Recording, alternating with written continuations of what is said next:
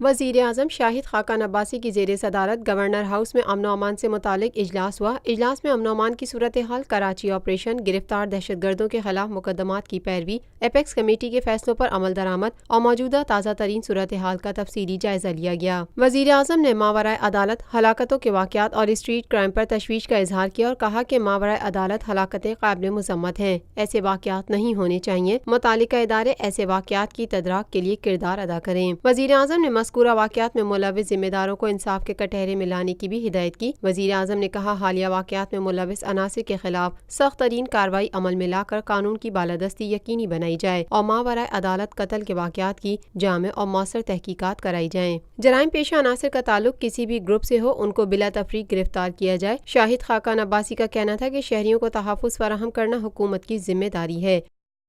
یہ ہے خبر کا جہاں اور آپ دیکھ رہے ہیں TNN TV۔